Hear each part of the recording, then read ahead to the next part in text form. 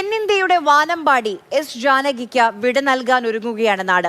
മൈസൂരു മഹാരാജ കോളേജിൽ പൊതുദർശനം തുടരുകയാണ്. വൈകിട്ട് ഹുണ്ടിയിലെ നവീൻ ഫാം ഹൗസിൽ വെച്ച് ഔദ്യോഗിക ബഹുമതികളോടെയായിരിക്കും സംസ്കാര ചടങ്ങുകൾ.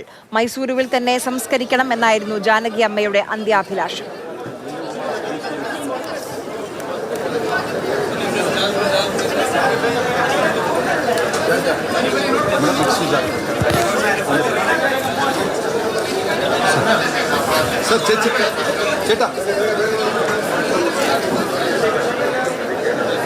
സങ്കടമായിട്ടൊരു നിമിഷമാണ്.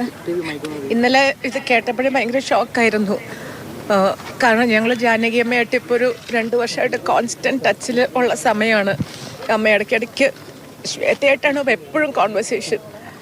ആൻഡ് അമ്മ കമ്പോസ് ചെയ്ത് 4 പാട്ട് എഴുതി കമ്പോസ് ചെയ്ത 4 പാട്ട് ശ്വേത പാടണമെന്ന് പറഞ്ഞ് അവളെ വിളിച്ച് പാട്ട് പഠിപ്പിച്ച് ഞങ്ങൾ മൈസൂരിലൊക്കെ 2 പ്രാവശ്യം വന്ന്. അന്നൊക്കെ അമ്മ ഹെൽത്തി ആയിട്ടിരിക്കണ്ടായിരുന്നു. പക്ഷെ മോൻ പോയത് കൊണ്ട് എന്തിനാ എന്നെ ഇരുത്തേക്കണേന്ന് ഭയങ്കര ദുഃഖമായിരുന്നു.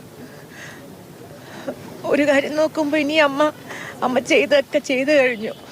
ഇനി കൂടുതലൊന്നും ചെയ്യാനില്ല. നമ്മൾക്ക് അത്രയും ഒരു സ്വത്ത് തന്നിട്ടാണ് പോയേക്കണേ. അമ്മ സന്തോഷമായിട്ട് മോൻ്റെ കൂടെ ഇരിക്കണ്ടാവും. ഇപ്പോൾ സഹിക്കാൻ വയ്യാത്ത സങ്കടം ഞങ്ങൾക്കൊക്കെ എല്ലാവർക്കും.